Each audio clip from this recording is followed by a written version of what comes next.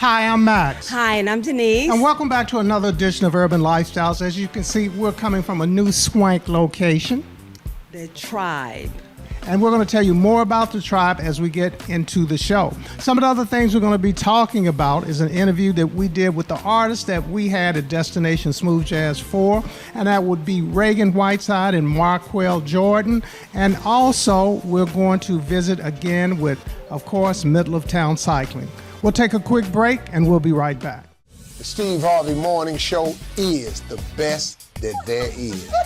Period. Yeah, it's your girl Shay K, and every Monday through Saturday, rock with me. Got midday going on. Hey, I'm Faith Daniels, and I'm going to be looking for you on the afternoon ride right here on Magic 101.3. Hey, it's Mir Helen Robbins from Magic 101.3. I do the Quiet Storm from 7 to 12 midnight. Stream us 24/7, 365, and take us on the go at 1013online.com. Your number one station for R&B, Magic 101.3. Well, Denise, as always, you had an opportunity to go out and talk with MSD and tell us what's going on. Basically, we do know in our community, MSD provides our safe, clean waterways. But have you ever thought about what that means? So let's just take a look. So we're back again with another segment, important segment with MSD. Why? Because MSD does provide our clean, safe waterways. I have a real interesting interview, I would say, today because I want to introduce you to Miss Meredith Myers. She works with MSD and she is the Watershed Program Coordinator. Meredith, welcome to Urban Lifestyles. Well, thank you very much for having me. We're in a beautiful location. Could you just say where we are and basically how this ties into what your position is with MSD? Absolutely. So we're here on the banks of Beargrass Creek, one of our many local waterways. I'm here to talk to you a little bit today about watersheds and things people can do to protect the health of our waterways at home. Okay, so that's pretty interesting to me. What is a watershed? A watershed is the area of land that collects water into a common water body. So when you think about it, when it rains or snow melts, that water has to go somewhere. It's all funneled together into a common waterway. So in Louisville, we have 11 watersheds. Beargrass Creek is one of them. And it's a really important topic for folks to understand because a watershed really reflects the idea that what we do on land impacts the waterways. So everything we're doing when we go to work, when we go to school, when we live our lives, that is going to ultimately impact the waterways nearby. Okay, so you're the point person at MSD for this particular department. Let's talk about what you do then. So among other things, my role is to help the community understand the role that they play in maintaining safe, clean waterways and educating and empowering them to take action and do something to protect our waterways. Okay, so we have a beautiful waterway, let's say like Beargrass Creek, and I know there's a trail adjacent to it and all. In regards to your role with MSD and what you're doing to help protect and ensure that we have these safe, clean waterways, what can we do at home then on our part as a community? Yeah, so as I mentioned, when it rains or snows or other kind of precipitation happens, that water is going to not just move itself over land into our creeks and rivers, but it's going to pick up pollution along the way. So things like trash and fertilizers and pet waste are things that end up in the waterways because we've left them out at home and work and business. So one of the things we're here to talk about today is just really simple things you can do to keep things clean. I mentioned walking your dog, you want to pick up that pet waste. Nobody wants all that dog poop to end up in our rivers. Trash and litter are another thing. We see a lot of that sometimes down here. Making sure trash is contained, closing the lid on trash cans and dumpsters, that's a really important one. Because when the wind blows, it picks up that trash, it ends up on the streets, and then from the streets it ends up in our waterways. Another really, really helpful thing people can do is think about their fertilizer use. So when you are at home and you have a nice green lawn, that's wonderful. Overusing the fertilizer or misusing it, that can also run off into the waterways. And what happens then is that algae blooms. So just like it makes our lawns green, it can also help the algae grow and maybe grow too much, and it takes over the waterways, and that can be a problem because it actually ends up consuming too much oxygen. It makes it really hard for fish and other critters that we want to have a healthy environment. It makes it hard for them to thrive. Okay, so now we're talking about affecting the ecosystem. That's right. Yeah. We have a big impact on it sometimes. So since we know about all of this, I'm just thinking, what happens when people don't do some of these things to safeguard? When we don't protect our waterways, things like trash and oil and chemicals are going to run off the streets and parking lots and into our streams. So we end up with dirty water that can be harmful for fish and wildlife, the things that we appreciate so much about our urban waterways. Makes it hard for them to live there.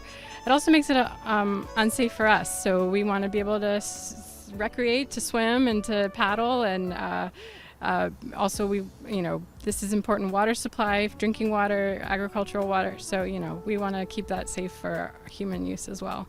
So this full stream all the way around for us to have the beauty, but also for the safety aspects. And I never thought about the safety aspects. So how do you all measure the water quality then to see if everything is where it needs to be?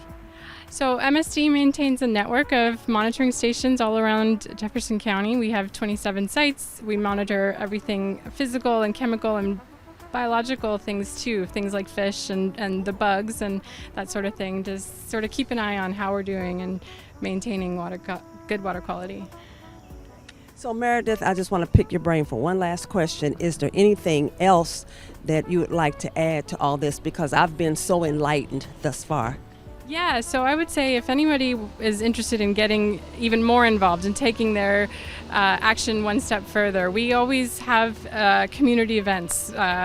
We have cleanups, stream cleanups, and tree plantings and other activities to help the community get even more involved in protecting our waterways. So I encourage folks to check out our social media, and there's some other great partner organizations we work with that really do a lot and get involved, and we appreciate the support.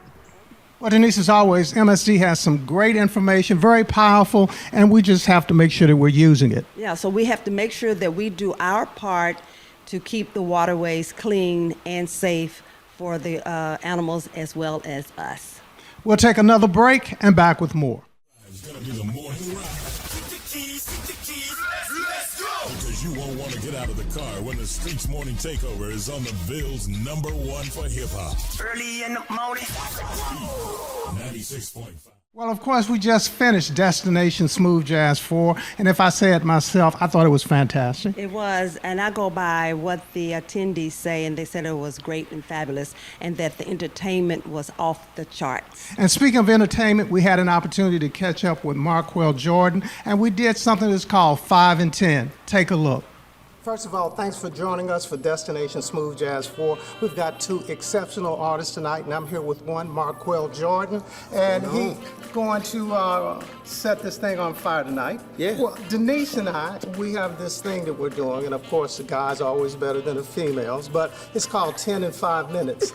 And so I've got 10 questions for you, and we're going to see how we're going to do. All right? So when did you first start playing? When I was 12 years old. In the 7th grade, started playing tenor saxophone. Okay. Yeah. And when did you realize that you had this gift? Maybe I would say college. I think college is when I really started thinking, I probably can't do this. I think I'm all right a little bit. See how this goes. Okay. And who have been some of the people that have been an inspiration to you? In order, this way. My father, he's a frustrated musician, and he always wanted to play something, but he had 3 kids, so the love that he had for music came through him to me, so that's the first one. The second was John Coltrane. Once I heard him, I fell in love with his sound and wanted to play saxophone. In high school, my idol now is Branford Marsalis. That is somebody who's been a hero of mine for years and really aspire to be like him. So that's what's up.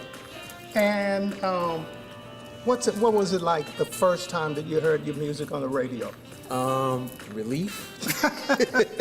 No, it was my first project. It was a learning curve, a learning process. So I really just had enough money to get it done, and I really needed to have money to promote the thing. So through some trial and error, finally got it on the radio. When I finally heard that single, I was like, ooh, okay, yeah, we official now. Let's go. Let's get it.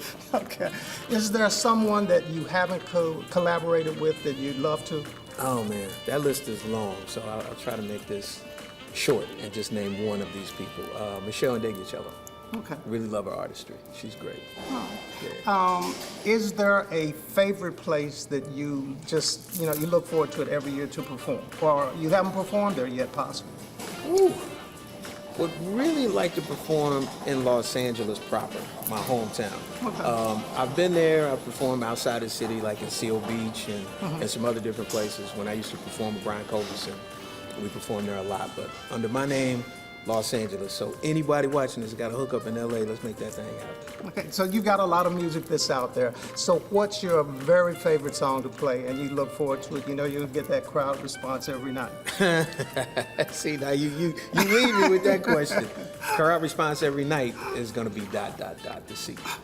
It's going to be that one. My favorite, I think, is Mahogany. They're both on my latest record, but there's 1A and 1B. Okay. So I have to ask. Go ahead. That ... it's a Kappa Shimmy song. And ironically, you're an alpha, and we don't hold that against you. Yeah. But the song, it speaks to us. Yeah, I don't care if it speaks to y'all. It's cool, because y'all know how to get the ladies into it. So you get a pass for it, man. Do your shimmy and all of that stuff. But songs for the ladies, though, really. That's what it's for.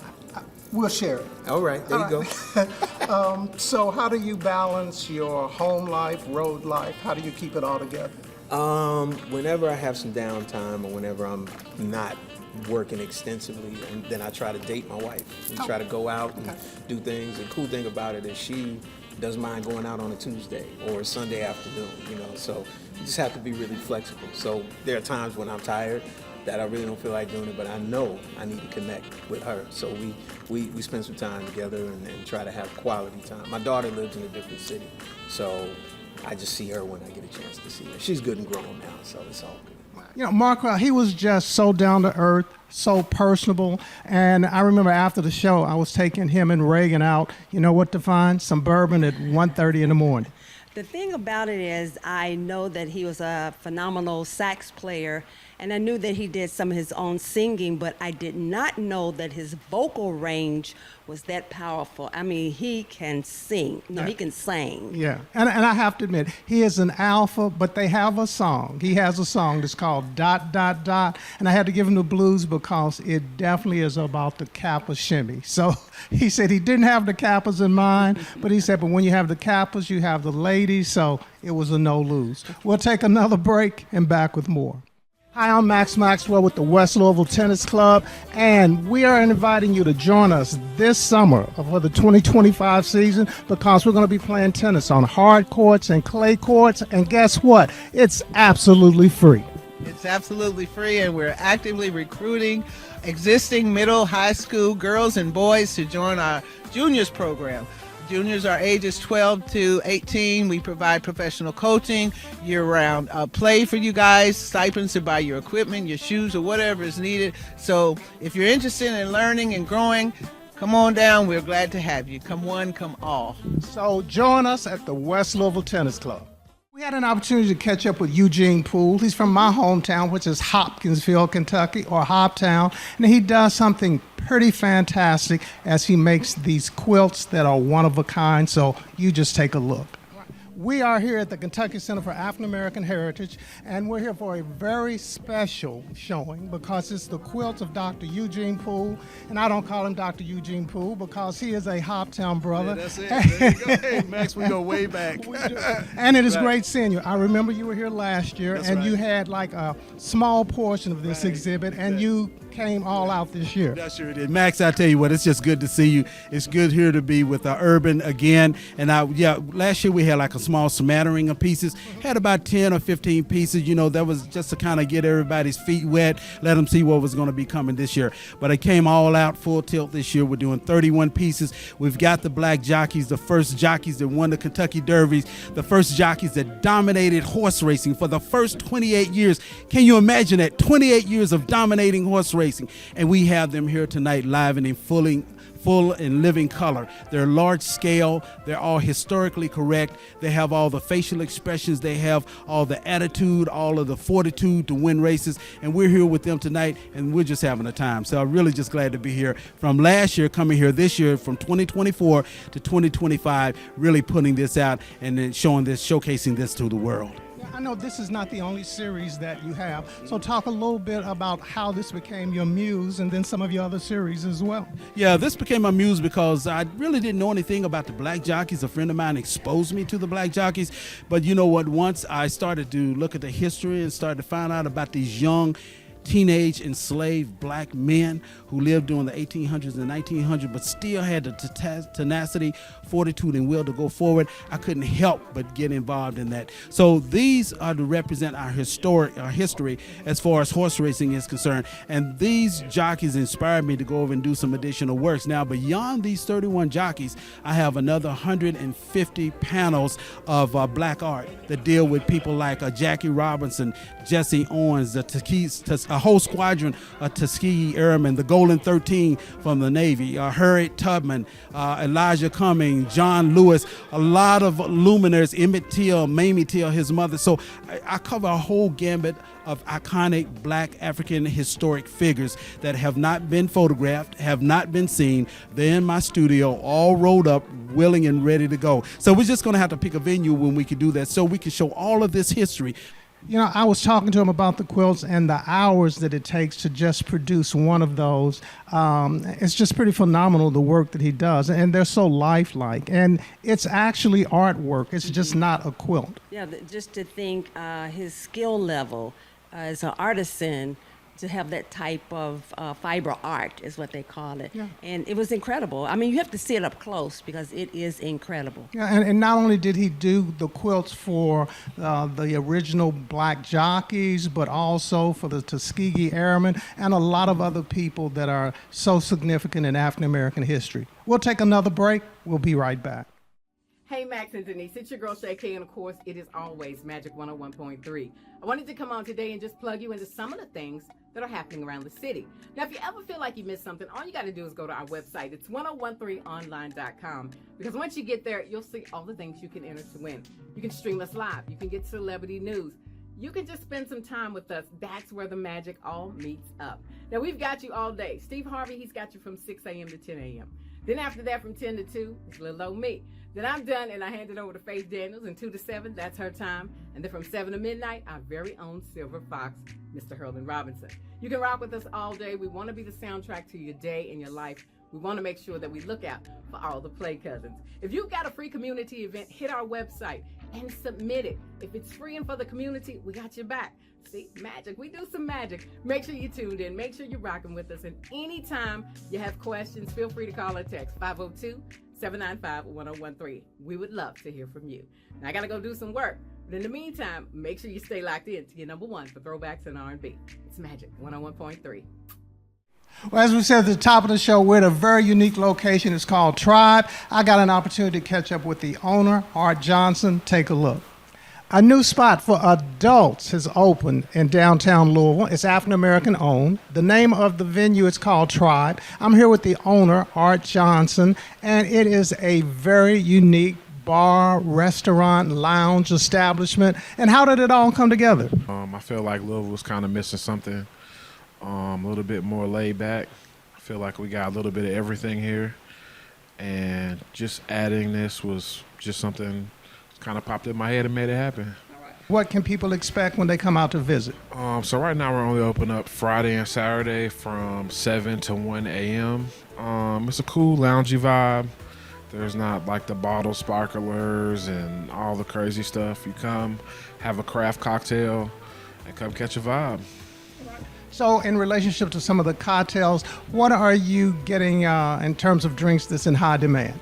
Right now, I think one of the drinks that are probably the one that we probably sell or go through the most is called the Wood.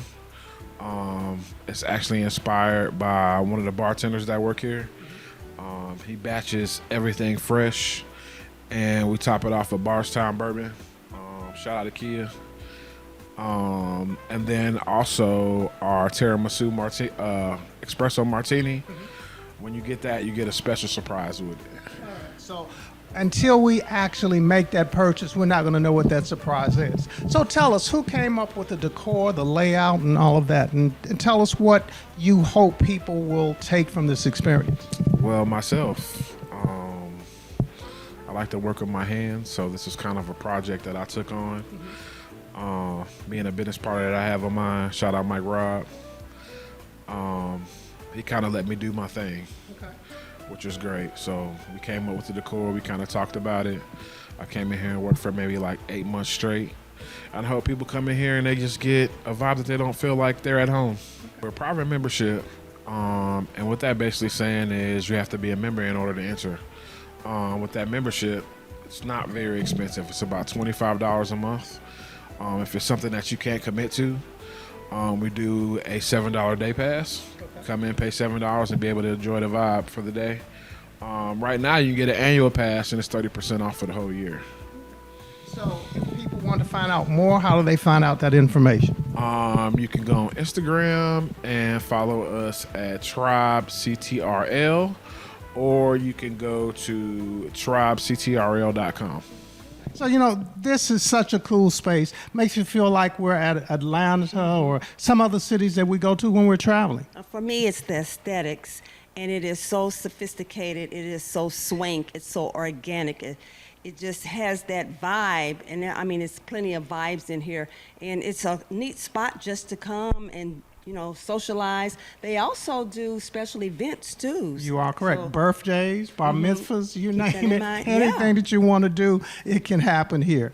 We'll take another break and back with more. Getting from one place to another. It's healthy, social, good for the environment, and anyone can do it. We at Middletown love cycling and really love helping others discover a new passion. Stop in today and let our friendly, knowledgeable staff help you get started. We cater to beginners as well as experienced cyclists. We're a local business that cares about our community because we are a part of the community. Come in today and get on a bicycle that fits your needs and improve your life. Well, it wouldn't be our show if we weren't talking about middle of town cycling. And now we've got some bike accessories that you should definitely have. Take a look. Well, we're back again at Middle of Town Cycling at the corner of Bardstown Road and Gardner Lane, right behind Sullivan's Bakery. And I'm here with Nira, and today we're talking about accessories that you need to make you so cool on your bike. Yeah, basically, that's what it is. But other than that, there are some of the items that I recommend that are, I think, very basic that everybody should have just for safety purposes. For example, a helmet, very important. A quick toolkit, like something to, say you have a flat, something to fix your flat on the go, and then like something to hold your water bottle in, because sometimes you need hydration, you need to carry your bottle of water. Lights are very important. People like making sure like they're safe. Some people who use it as a commuting option, if they are getting up early in the morning when there's not enough sunlight, you want to make sure you have enough light so people can see you. So all of these are important things, but they also do make you cool. Very cool. So let's start with the lights. What are we talking about with this type? Again, this is one example of several different light options that are out there. You have your tail light, which is red in color, and then you have your headlight. Again, all of this depends on whether you want something you need it to be seen or also to see. So a lot of headlights are very bright, and that's for people who'd like to see where they're heading towards, and then it's also for somebody to notice you. Similarly, there's the tail light, and so they have different lumen options, and so this is just one of the different varieties of light that we carry. I have to admit, I have this kit, and I have to admit, I've never used one thing in it. But I want, and that's probably good, but I know if I had a flat and I had to try to use that, one time I tried, and it didn't work right. And it wasn't it was me. The good thing is that at least you have it. There could be, you might come across somebody who's another cyclist who knows exactly what to do, as long as you have all the tools and the size of tube that you need. Also, another good thing, just for future reference, we do a lot of bike clinics, maintenance clinics here. So if you go to our website, and we have links to where you can sign up for a free clinic on our website. So it'll teach you how to change out a flat. Okay. So I am there. Now, this is one of the biggest locks I've ever seen in my entire life. Yeah, I actually We got these in just new. Again, this is just one of the various different kind of locks that we have. I like these because we sell a lot of electric bikes here, and those bikes are very expensive, as everybody know. So this one actually goes throughout the bike. So it goes through the frame, it goes through the rear wheel, and it goes through the front wheel. And I like this that it's a 6-corner chain link, so it's really difficult to, you got to break every corner in order to break the full chain, so it's difficult to do. Plus this is like a Kevlar protection, also doesn't really chip off your paint. It's very nicely built, so it doesn't spoil your paint or your bike, but it's very secure. Now, do they add much weight to your bike? So this one is actually not very heavy. Also, you know, the reason why I have this is for e-bikes. E-bikes are already heavy, and they have a place where you can just hold it in the pannier of a bike or storage of a bike. So. And then the rear view mirror. Yeah, this one, as anybody knows, you need a mirror to see what's behind you, and it's good to have a mirror so you, instead of turning around and you lose your balance, you just have this and you can see who's behind you and who's coming behind you, and just makes it safer. Now, is there an advantage to having the type of mirror that's on your helmet or versus on the handlebar? It is very personal preference. Some people have always used a helmet that's on a mirror. Some people have always used a helmet that's on their eyeglasses because they wear glasses. Some people just swear by this because it's bigger. They can see a lot quicker. So it is all personal preference at that point.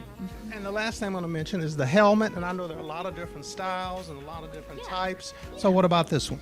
This particular one is just one of the different. I just had it here so that we could show people that helmet is very important. Even if you don't get anything else here, get a helmet. I've seen too many people who've had accidents that their helmets have saved their lives, and it's just you shouldn't ride without a helmet. So always great catching up with Nira. You have all of these accessories, but you know what you have to do? I have to use them. You have to Yes. get out on your bike. Yes. So is that a promise? Yeah, it's a promise because I feel so much better to enjoy and feel safe on my bike rides. Right. So you all heard it from her, and I've got witnesses. You know what? I think that's our show. Ooh, and that's our time. And we'll see you back here next time on Urban Lifestyles. And remember to take the shot. Bye. Bye. So what did you all think about tonight's event? Oh, I really enjoyed it. The show was awesome. Both entertainers had a different flavor, but it was very unique, and I enjoyed every bit of it. So what would you say to those who didn't make it? Better make the next one. Yeah, better make it. You missed Destination it today. 5 is gonna be off the chain. What did you think about the show? Quite an enjoyable evening. The music was fantastic. Thank you. The show was great. We really enjoyed it. Both groups were wonderful, and we enjoyed the time out in fellowship with the people.